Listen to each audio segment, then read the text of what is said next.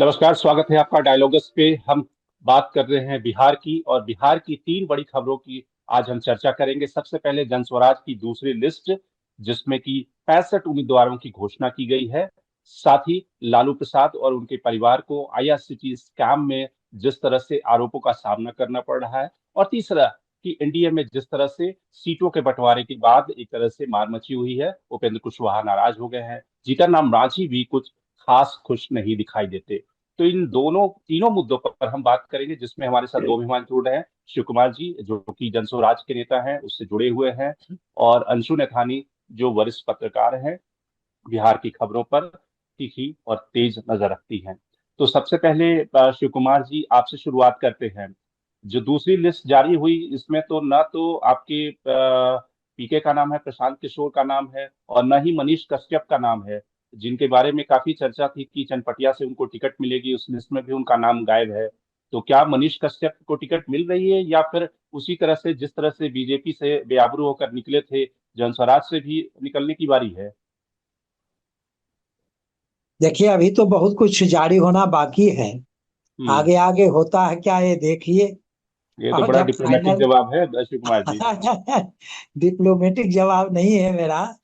ये हम्म। बिल्कुल अर्थार्थ जवाब है। अभी तो काफी बाकी है। तो जब तक फाइनल लिस्ट नहीं निकल जाता है, तब तक आपका कोई टिप्पणी करना उचित नहीं होगा। बहुत सारे लोग हैं जो बचे हुए हैं। हम्म। हमारे नहीं। जैसे लोग भी बचे हुए हैं। हाँ, बिल्कुल बिल्कुल, ये बात तो है। लेकिन जो आज की लिस्ट है उस पे अगर बात करें, तो प्रशांत किशोर ने प्रेस कॉन्फ्रेंस में अभय कांत झा की काफी तारीफ की कि भागलपुर दंगे के, कि जिस तरह से जब दंगा हुआ था तो उसमें मुस्लिमों का बिना पैसे लिए हुए केस लड़े, और वीएचपी के लोग उनसे पूछते थे कि आप तो ब्राह्मण होते हुए भी क्यों केस लड़ रहे हैं। तो इसके अलावा आपको लगता है कि इस लिस्ट में और कोई सिग्निफिकेंट नाम है? क्योंकि ज्यादातर जो प्रमुख चेहरे थे वो लगता है फर्स्ट लिस्ट में जारी हो गए हैं, तो इसलिए झा जी के ना, नाम की काफी। जी। अभी काफी लोग बाकी हैं। हम्म। भागलपुर के जिस बंधु का आप चर्चा कर रहे हैं, हम्म। ये बात सही है कि मुस्लिमों की लड़ाई, लेकिन मैं आपको ये बता दूं कि इस दंगे के केस में बहुत सारे निर्दोष मुस्लिम परिवारों को फंसाया गया। एक हम्म। एक परिवार के पांच पांच छह छह सदस्यों को फंसा दिया, मन पूरा का पूरा परिवार को भी फंसाया गया था। और फिर अब ऐसे भी लोग थे जिन्होंने कातिल का काम किया, जो लोगों के जान माल लूटने का काम किए, उनको छोड़ दिया गया था। तो वैसे केस को लड़ना एक वकील के लिए मानवता का काम था। इसलिए उन्होंने कोई गलत काम नहीं किया था। वो एक मानवता की रक्षा कर रहे थे, न्याय की रक्षा के लिए वह केस लड़ रहे थे। हम्म। मेरा तो यही और मानना है। तो इस लिस्ट में फिर प्रशांत किशोर जी का नाम क्यों नहीं आया? क्या प्रशांत किशोर जी तो राघोपुर भी घूम के आ गए, वहां का भी मुआयना कर लिया कि जनता का मूड क्या है? तो फिर क्या सस्पेंस पहले बनाए रखना पहले है अभी? पहले तेजस्वी जी को घोषणा कर देने दीजिए, फिर तो प्रशांत किशोर मैदान में अखाड़े में उतर जाएंगे। हम्म। तो जरा इसलिए आप इनको लोग तो इंतजार कर कर रहे हैं देने कि दीजिए। तेजस्वी पहले घोषणा करें या राघोपुर छोड़ के भागे? ऐसा नहीं कि राघोपुर छोड़ के वो चल दें हम्म। और और वहां जा करके हमारे ही पहलवान अखाड़े पर अकेले रहे। बिल्कुल। पहलवानी का कर्तव्य तो तब होगा जब दोनों पक्ष आमने सामने हो। हम्म। बिना ठीक है। आमने सामने का कौन सा पहलवानी का कर्तव्य दिखा पाएंगे प्रसाद। बिल्कुल, ये सही बात कही आपने।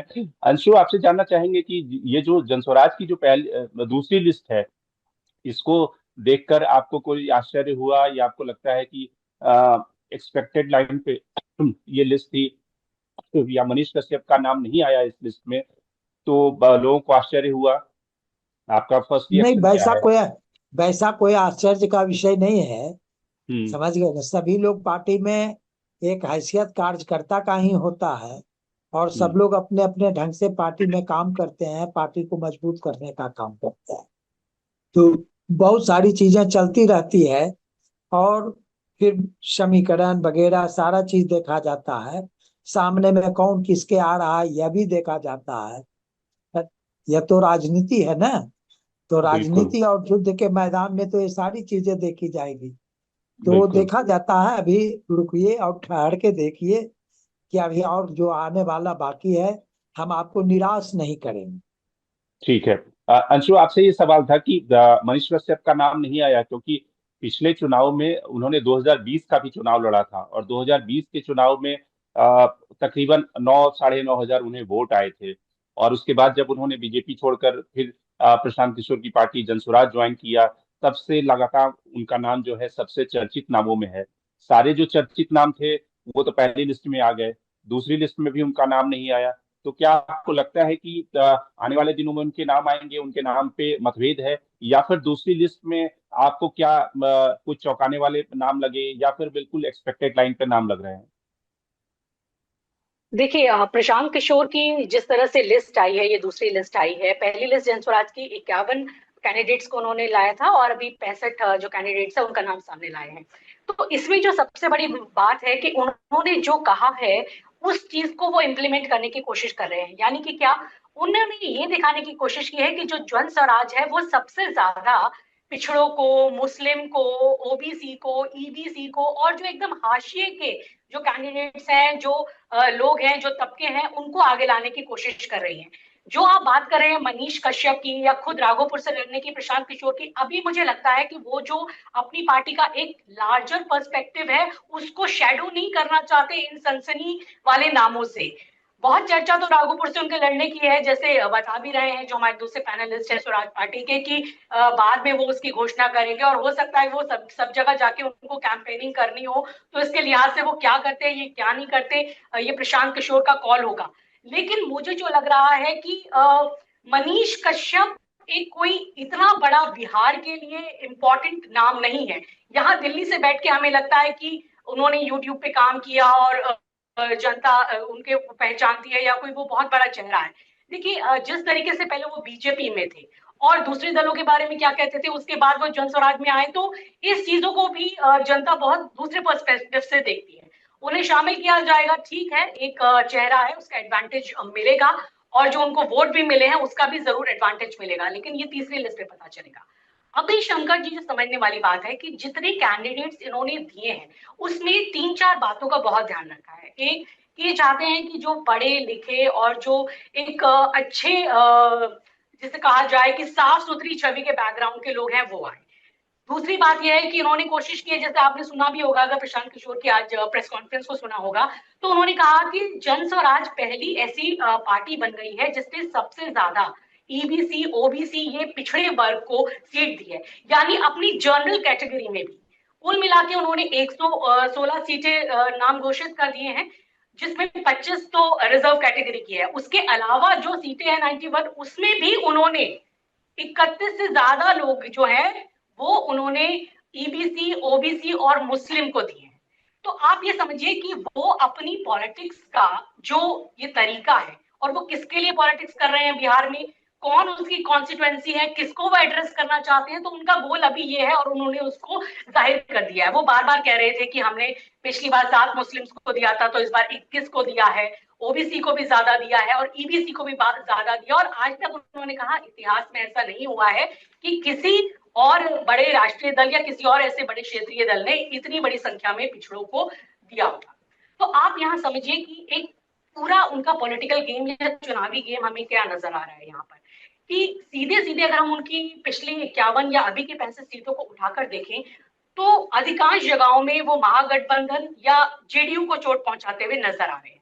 आप देखिए जिस हिसाब से उन्होंने मुस्लिम कैंडिडेट्स को दिया है, ईबीसी को दिया है, ओबीसी को दिया है, उन कैंडिडेट्स को अगर आप पिछले समय के तुलना करेंगे जो जेडीयू के कैंडिडेट्स हैं या महागठबंधन के हैं, तो आप पाएंगे कि वो सीधे सीधे उन्हीं को नुकसान पहुंचाएंगे, वही डेंट मारेंगे। तो आप हर कोई जानता है कि ईबीसी के लिए नीतीश कुमार ने कितना काम किया। एक तरह से बिहार में ईबीसी को चर्चा में लाने वाले और इतने आगे लाने वाले नीतीश कुमार ही हैं। उन्होंने ही पिछड़ा में अति पिछड़ा को एक तरह से कहा जाए कि इतना प्लेटफॉर्म पे लाने का काम किया। तो प्रशांत किशोर एक बहुत ही स्मार्ट स्ट्रैटेजिस्ट हैं, बहुत स्मार्ट रणनीतिकार हैं। एक तो उनका एडवांटेज क्या है, वो सभी पार्टियों के साथ काम कर चुके हैं, बीजेपी के साथ, कांग्रेस के साथ, जेडीयू के साथ, ममता जी के साथ, तो जो मतलब तमाम पार्टियों के साथ काम कर चुके हैं। तो वो अंदरूनी अंदर खाने जानते हैं कि किसकी क्या कमजोरी है, किसकी क्या ताकत है। तो इस लिहाज से जो वो स्ट्रैटेजी बना रहे हैं और जो स्ट्रैटेजी के तहत ही वो अपने कैंडिडेट्स के नाम सामने लाए हैं। आप जैसे बता रहे थे, उन्होंने आज जो अभय कांत जी की बात की है, जिन्हें वो भागलपुर से खड़ा करेंगे, तो आप देखिए भागलपुर में एक मुस्लिम वोटर का एक बहुत बड़ा तबका आज ही उन्होंने अपनी तरफ आकर्षित कर लिया है। इसके साथ ही एक और भी उनके साथ जुड़े हैं जो ईबीसी के हैं, उनका रामचंद्र जी, उनका भी वो नाम ले रहे थे। तो वो दिखाने की कोशिश कर रहे हैं कि जन स्वराज पार्टी हाशिए में पड़े जो लोग हैं, या जिस तरह से वो बात कर रहे हैं, जिसकी जनसंख्या या जिसकी नंबर्स है उतनी हिस्सेदारी मिलनी चाहिए, इसको हम प्रैक्टिकली इंप्लीमेंट करा के दिखा रहे हैं। दूसरे दल जब करेंगे करेंगे, लेकिन हम अभी ही कर रहे हैं।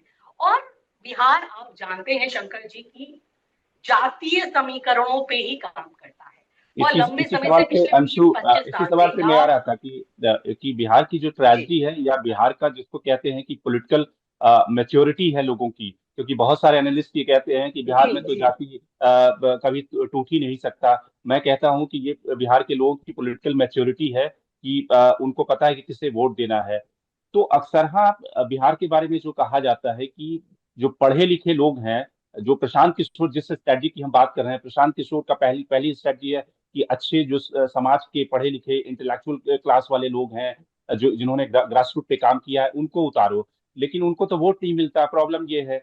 दूसरा जो प्रशांत किशोर की स्ट्रेटजी ये है कि वो ठीक है, ईबीसी ओबीसी को टैप करें। ईबीसी ओबीसी का वोट बैंक क्यों, नीतीश कुमार का जो वोट बैंक है वो प्रशांत किशोर को वोट करेगा, अगर उसे पता है कि ये हमारा वोट तो बेकार जाएगा अगर ये कैंडिडेट ही नहीं जीतेगा।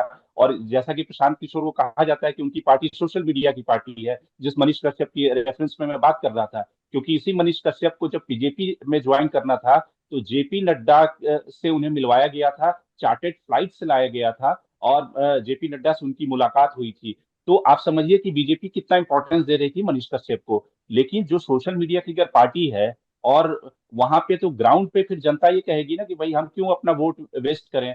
तो आप इसको कैसे देखती हैं कि ये सारे जो आज की तारीख में प्रशांत किशोर की लिमिटेशंस हैं? देखिए, प्रशांत किशोर की लिमिटेशंस क्या हैं वो उनको अच्छी तरह जानते हैं। वो कभी भी ये क्लेम नहीं कर रहे हैं कि हम बहुत सारी सीटें जीत जाएंगे। मतलब आप समझ सकते हैं कि कोई नेता खुद ऐसा कहेगा कि अगर मेरी पार्टी की 15 या 20 ही सीटें आती हैं तो मैं उन कैंडिडेट्स को खुला छोड़ दूंगा कि आप कहीं चले जाइए। ऐसा कौन कहता है?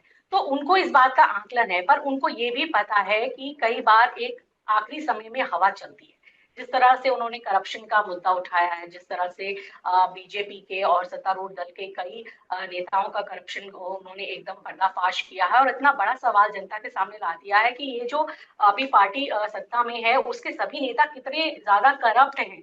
तो ये जरूर लोगों के दिमाग में, जहन में जाएगा। हम ये नहीं कह सकते शंकर जी की सिर्फ जाति जाति ही जाति भरी होती है, क्योंकि 20 साल से एक बहुत बड़ी एंटी इनकम्बेंसी भी बनी हुई है। और ये करप्शन का सवाल, और ये नौकरी ना मिलने का सवाल, रोजगार का सवाल, पेपर लीक होने का सवाल, छात्रों के आंदोलन का सवाल, ये भी सवाल बहुत बड़े हैं।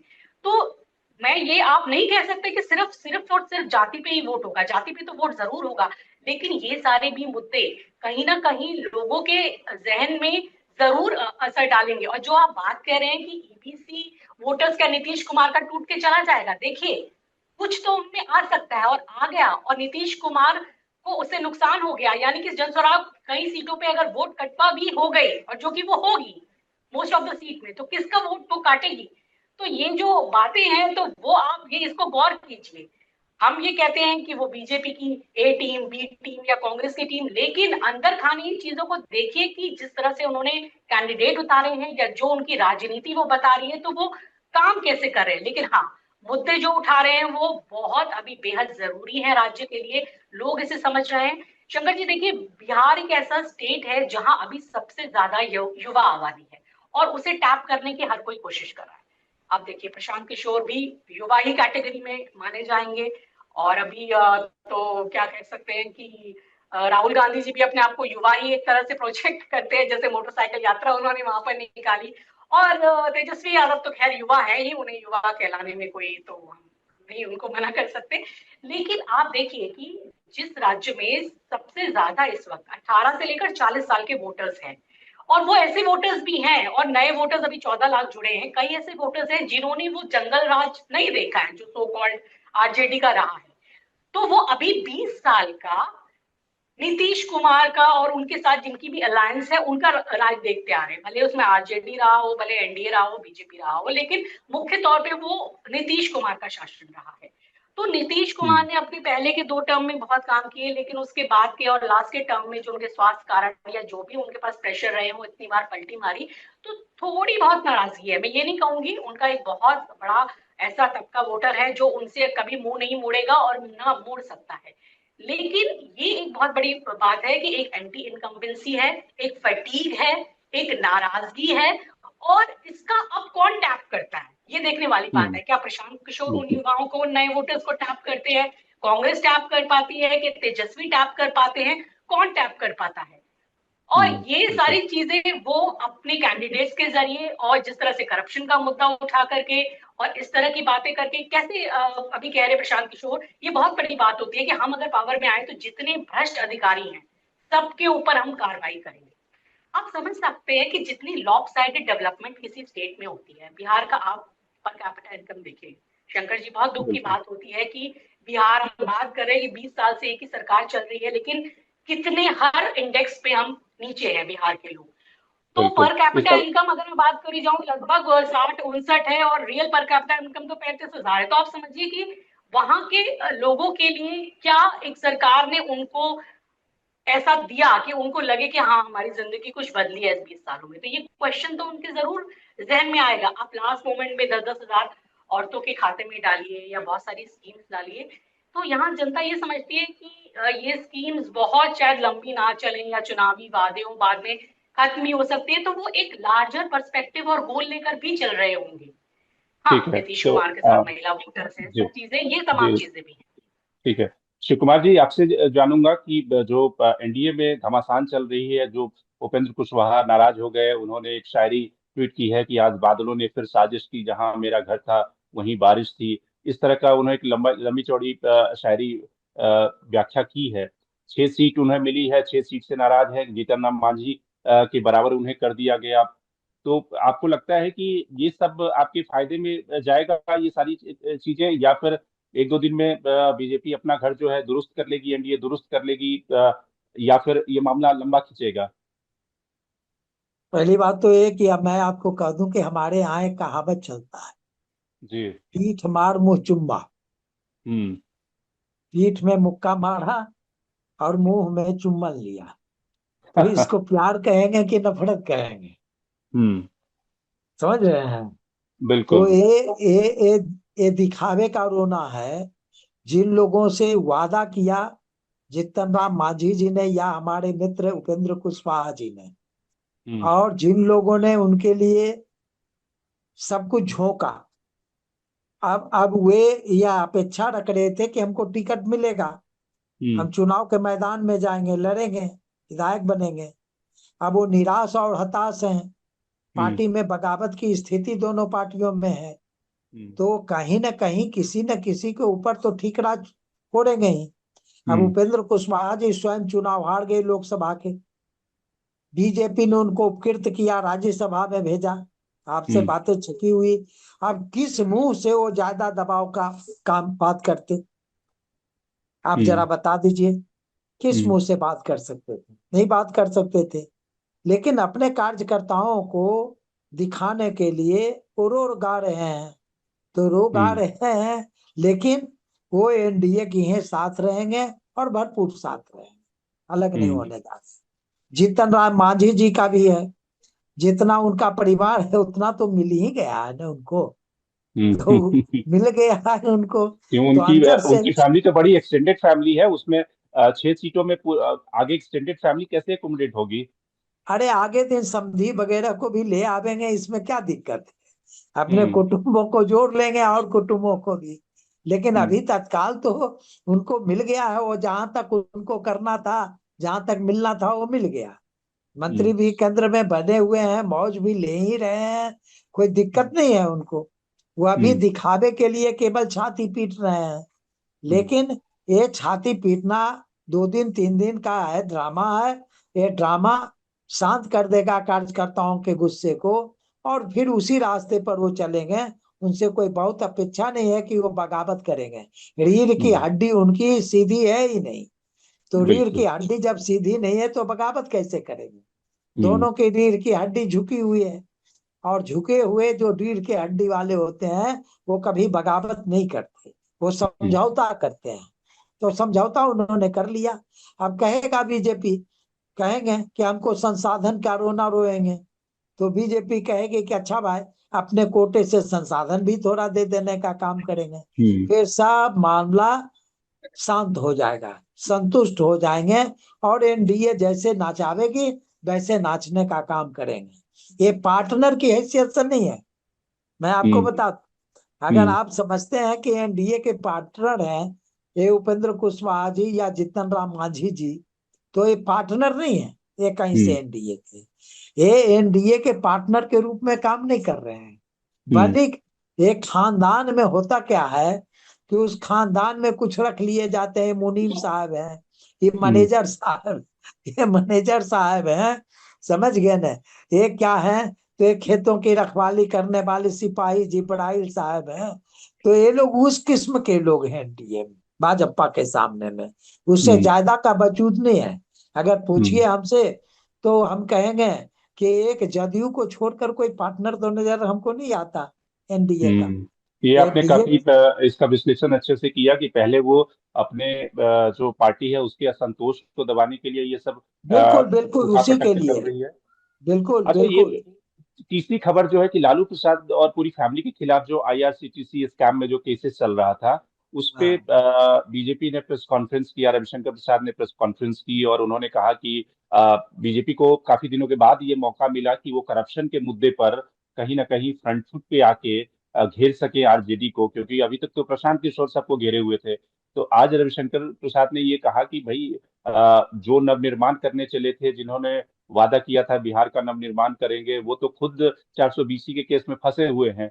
तो कुल मिलाकर आपको लगता है कि फिर बीजेपी फ्रंट फुट पे करप्शन के इशू को आरजेडी के खिलाफ इस्तेमाल कर पाएगी, या आप लोगों ने जो प्रशांत किशोर ने ले लिया है इसमें लीड, वो प्रशांत के पास ही रहेगी लीड? देखिए, बीजेपी को कोई चेहरा नहीं है बोलने का करप्शन के खिलाफ, हम्म। समझ रहे हैं? हम्म। वो तो वकील रहे हैं, और हम्म। वकील का काम होता है कि अगर मर्डर भी हमारे पास आया है मर्डर करके, तो उसको बचाने के लिए फीस लेते हैं और उसके तरफ से बहस करते हैं, हम्म। समझ गए? वो बहस हम्म। करते हैं अपने मुवकिल के लिए। तो मुवकिल के लिए कुछ भी बहस करें, लेकिन एक देहात में कहावत है हमारे यहाँ की, चलनी दूसरा बरनी को, हम्म। समझ गए ना? तो चलनी चलनी दूसरा दोबारा बरनी, हाँ। चलनी दूसरा बरनी को, अच्छा। समझ गए ना? हाँ। चलनी कैसे बरनी को दूसेगा? क्योंकि चलनी अच्छा। में तो हजारों छेद हैं, समझ गए हाँ। ना? और हाँ। बरनी, बरनी का जो सिरा जला हुआ है, समझ गए? हम्म। तो हम्म। दोनों एक दूसरे को दूस नहीं सकते हैं, दोनों में मसौरे भाई का संबंध है, समझ हम्म। गए? अभी हम्म। सम्राट चौधरी पर जो आरोप लगे, उसकी सफाई बीजेपी दे पाई क्या? हम्म। भूल गए बीजेपी के बारे में क्या? बंगारू हम्म। लक्ष्मण जी अपने ऑफिस में घूस देते हुए पकड़े गए थे, वो बीजेपी के राष्ट्रीय अध्यक्ष थे, हम्म। शंकर जी, लेकिन उसके बाद तो राष्ट्रीय अध्यक्ष। लेकिन उसके बाद तो शिवराज जी, गंगा में बहुत पानी बह चुका ना, ठीक है, उसी गंगा का विरासत हाँ। खानदान तो वहीं से आया है। हाँ, लेकिन उसके खानदान बाद की तो भी आप तो, देखिए कि अरे भैया खानदान की भी तो बात कीजिए, खानदान प्रधानमंत्री की भी नरेंद्र तो मोदी बात ने कीजिए। उसके बाद से अगर कितने बीजेपी चुनाव को जीते अपना होंगे चेहरा, एंटी क्रूसेडर अगर के रूप में। बीजेपी को अपना चेहरा बचाना होता तो सम्राट चौधरी को चलता करते, हम्म। उप मुख्यमंत्री से हटाते, पार्टी से हटाते, तो हम जानते कि बीजेपी कोई है। बीजेपी तो वॉशिंग मशीन बनी हुई है पूरे देश में, जितना हम्म। भ्रष्ट लोग हैं सबको ले लेती है, धो पोछ करके कहती है कि अब स्वच्छ हो गई, ठीक हो गई। नहीं। भाई नहीं, तो अगर आप बीजेपी का काम है। आपके कहने पे सम्राट चौधरी को हटा देते तो फिर पूरी पार्टी ही उसमें प्लैंक ही आप ले जाते, पूरा थाली ही ले जाते कि भाई देखिए भ्रष्टाचार के आरोप में, तो वो एक बीजेपी नहीं है जैसी वो सम्राट आपकी ट्रैप चौधरी, में कभी नहीं फंसेगी। मैं यह भी बता दूं कि कोई सम्राट चौधरी अकेले नहीं है, हम्म। समझ गए ना? पोल खुलने लगेगी तो बहुतों की दो तीर गिली हो जाएगी। यह बता हम्म। दूं, उनके पार्टी के राष्ट्रीय अध्यक्ष हैं, सिख बिहार में अल्पसंख्यकों में आता है, उसका हम्म। कॉलेज उन्होंने दखल कर लिया, वो डर से पूरा परिवार भाग गया वहां से, आप समझिए।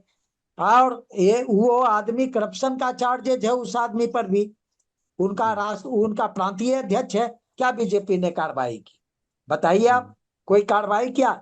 हम तो तब ने जानते कि बीजेपी स्वच्छ लोगों की पार्टी है जब बीजेपी भ्रष्ट लोगों पर, अपने दल के भ्रष्ट लोगों पर कार्रवाई करती। वैसा तो कुछ नहीं बीजेपी कर रही है। तो एक थेथर वाला बात होता ना, थेथरोलॉजी, नीतीश जी बोलते थे, बहुत बोलते थे, उनके ही शब्दों में हम कहना चाहेंगे, ये थेथरोलॉजी बीजेपी ने सीख लिया साथ रहते रहते, और वही बात बोल रहे हैं। क्या भाई, लालू प्रसाद तो मौसेरे भाई उनके बने हुए हैं, वो उससे अलग क्या है? लालू जी का परिवार भी करप्शन में डूबा हुआ है, इनका भाजपा परिवार भी करप्शन में डूबा हुआ है। लूट सके सो लूट, दोनों मौसेरे भाई हैं, चोरे चोर मौसेरा भाई, फिर एक अंशु, दूसरे पर। हाँ जी, अंशु आपसे जानना चाहेंगे कि जो लार्जर नैरेटिव या फिर जिसको कहें कि इस समय बिहार चुनाव का है, क्या बीजेपी को ये लग रहा है कि ठीक है, प्रशांत किशोर एक मार्जिनल प्लेयर है, उनसे ज्यादा उलझना, उनसे ज्यादा उनके ट्रैप में फंसना, कहीं ना कहीं बीजेपी का इससे नुकसान होगा, इसीलिए वो आरजेडी पे ज्यादा अटैक करें, आरजेडी फोकस रहे अपने कैंपेन में, और जो उनका पुराना जिसको कहते हैं कि जीतने वाला विनिंग फार्मूला रहा है कि जंगल राज को बार बार दोहराते रहो, जो भूल गया है उसको भी याद दिलाओ, और जिसे उस नई पीढ़ी का है उसे भी बताओ, और इस तरह से चुनाव को जब प्रधानमंत्री कैंपेन करने के लिए उतरेंगे वो बड़ी बड़ी बातें करेंगे, तो इसलिए प्रशांत किशोर पे ज्यादा अटैक या प्रशांत किशोर के ट्रैप में फंसोगे तो कहीं ना कहीं चुनाव का जो सेंट्रल नैरेटिव है वो डिरेल हो जाएगा। जी, मुझे काफी कुछ ये नजर आता है कि इसीलिए बीजेपी बहुत ज्यादा फोकस प्रशांत किशोर के ऊपर नहीं रखने वाली है। उनके टारगेट में हम्म। प्रशांत किशोर नहीं है, उनके हम्म। टारगेट में आरजेडी ही है और तेजस्वी यादव ही है। तो वो इन्हीं मुद्दों को उठाएंगे और इन्हीं मुद्दों को वो हमेशा उठाते रहे हैं, जंगल राज की बात करते रहे हैं, रूल ऑफ लॉ की बात करते रहे हैं, और जो कुछ भी आरजेडी की जो गलत चीजें थी वो हमेशा उन चीजों को सामने लाते हैं। और ये देखा गया है कि अभी जिस तरह से आईआरसीटीसी के मामले में जो आरोप तय हो गए हैं, या फिर उसके बाद और भी लैंड फॉर जॉब के भी उसके ऊपर भी आने वाला है, तो ये मामले अभी बीजेपी बहुत बहुत जोर शोर से बुलाने वाली है। और आपने बिल्कुल ठीक कहा कि अभी जरूर एक हवा बांध रहे होंगे प्रशांत किशोर या जिस तरीके से तेजस्वी यादव या कांग्रेस ने, लेकिन अब जब फेजेस में पीएम नरेंद्र मोदी खुद जब सभाओं में आएंगे और इस तरीके से जब केंद्र के और मंत्री आएंगे, या फिर हम देखते हैं कि पिछली बार योगी आदित्यनाथ भी आए थे, तब एक माहौल एक अलग बनेगा। आप ये देखिए, बीजेपी जो है वो हमेशा से अपने बहुत सारे स्टेट्स में और खासतौर पर हिंदी पट्टी के स्टेट में वो प्रधानमंत्री के चेहरे के ऊपर बहुत ज्यादा बैन करती है और उसका उसको बहुत ज्यादा फायदा भी मिलता है, और लोकसभा चुनावों में तो हमेशा मिला है। और ये हमने देखा है कि जिस तरह से लोकसभा चुनाव में इतनी सारी सीट्स मिली, तो उसमें नरेंद्र मोदी का ही कैंपेन करना और प्रधानमंत्री के कैंपेन का और उनकी चीजों का बहुत ज्यादा असर था कि जो इतना ज्यादा सीट मिली एनडीए को।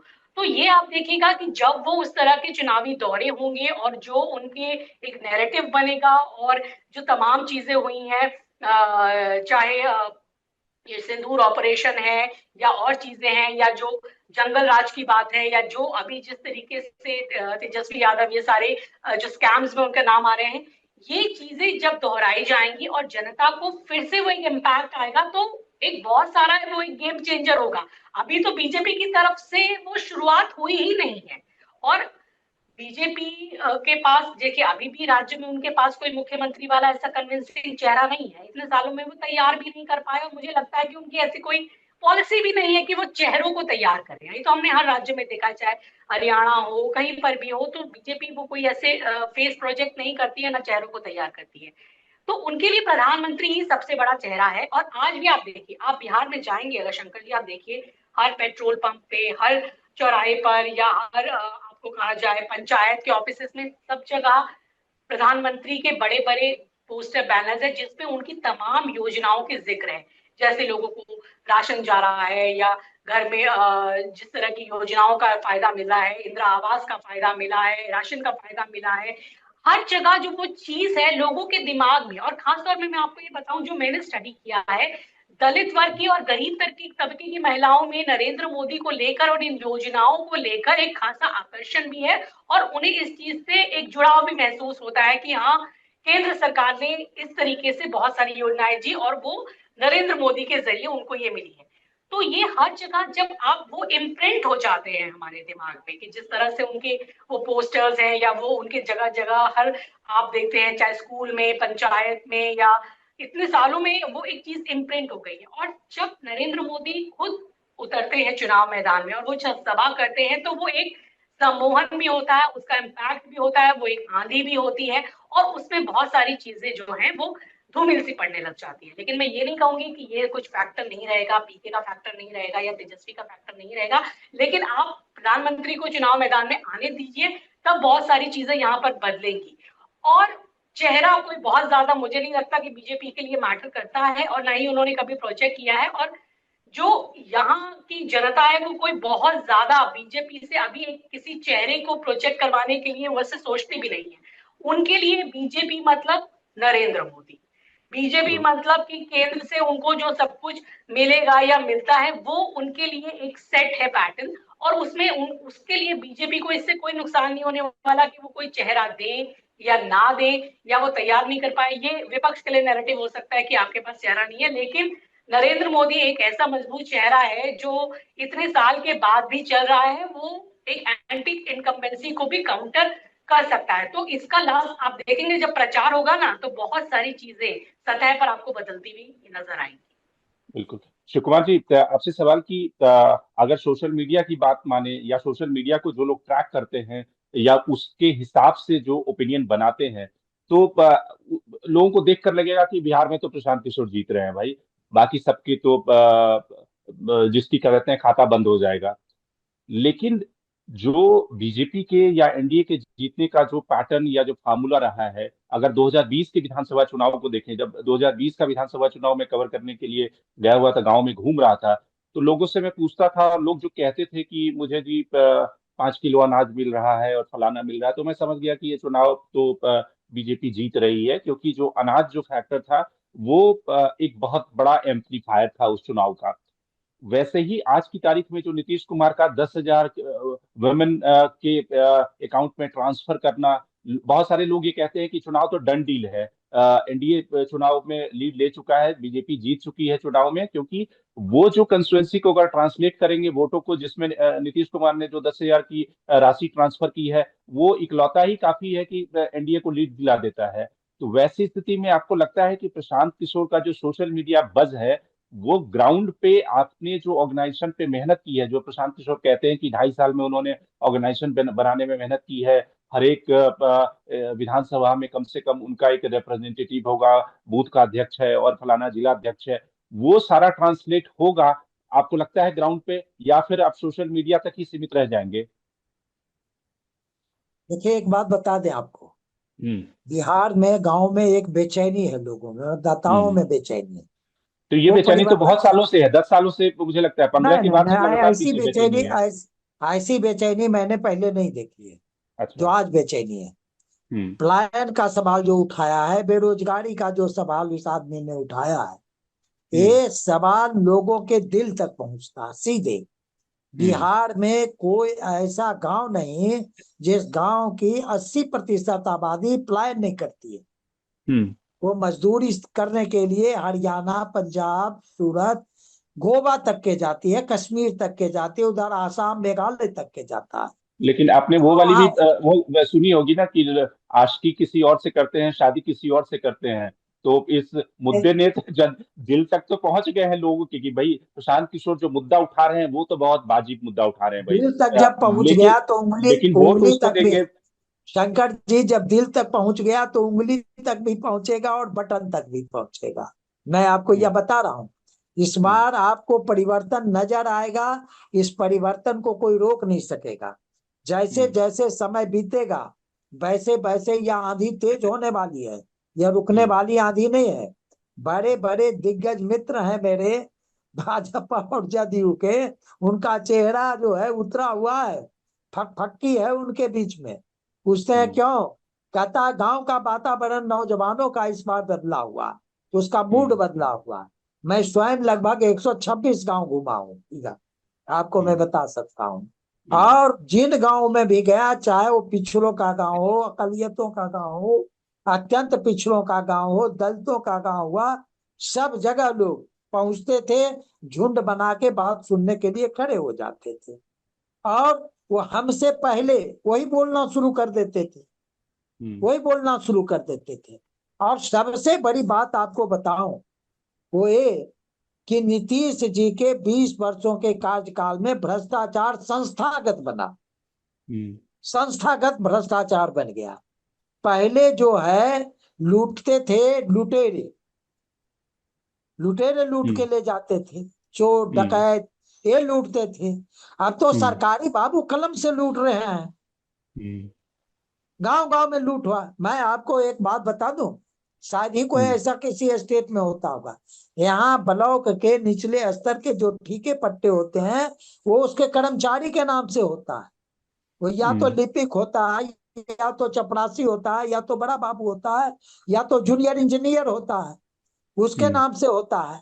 और वह पेटी कॉन्ट्रैक्ट दूसरे को देता है, 3% लेकर के 5% लेकर के पेटी कॉन्ट्रैक्ट देता है। कुल मिला के निर्माण के कार्यों में बिहार में 44% कमीशन है, सरकारी कमीशन है। आपको मैं बता दूं वो लीगलाइज है, वह पैसा नीचे से ऊपर तक मंत्री तक जाता है। कोई अभी तक नीतीश जी के 20 साल हो गए और इन्होंने अपने कार्यकाल में ही यह शुरू करवाया था। और शुरू करने का कारण यही था कि पैसा भी आता रहे, आमदनी भी आता रहे और लोगों को यह पता भी न चले कि हाँ आमदनी आ रही है। इसीलिए इसको एक लीगलाइज फेम में किया गया। उनके बिरादरी के लोग ज्यादातर बेरोजगार थे, ज्यादातर लोग। तो शुरुआत में उन्होंने क्या किया, सर्टिफिकेट लेके आओ नौकरी पाओ टीचर का। ऐसे ऐसे टीचर बहाल हो गए जिनको बेचारे पहाड़ा नहीं आता है 30 तक का, वो स्कूल में टीचर बहाल हो गए। तो वो तो नीतीश जी ने खुद कहा था कि मैं एम्प्लॉयमेंट दे रहा हूँ, रोजगार दे रहा हूँ, इनसे कोई बहुत ज्यादा पढ़ाई और शिक्षा की उम्मीद मत कीजिए।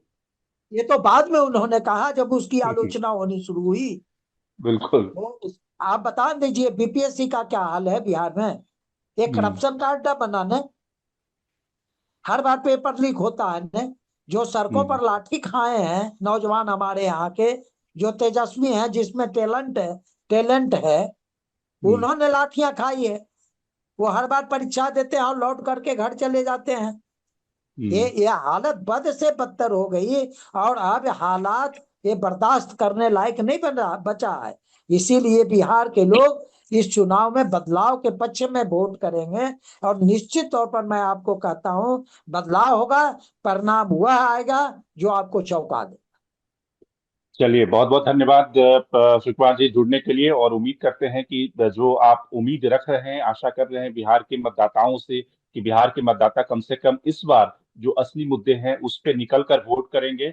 और प्रशांत किशोर का जिस तरह से सोशल मीडिया पे बज है वो ग्राउंड पे भी ट्रांसलेट होगा, बूथ पे भी ट्रांसलेट होगा, और जनता कहीं ना कहीं एक नए प्लेयर को लेवल प्लेइंग फील्ड देगी, ये उम्मीद करते हैं। अंशु, आपका भी बहुत बहुत धन्यवाद हमसे जुड़ने के लिए, धन्यवाद, बहुत और बहुत आपने जो आपको भी इंसाइट दिया धन्यवाद। उसके लिए आप दोनों का धन्यवाद, बहुत बहुत धन्यवाद धन्यवाद।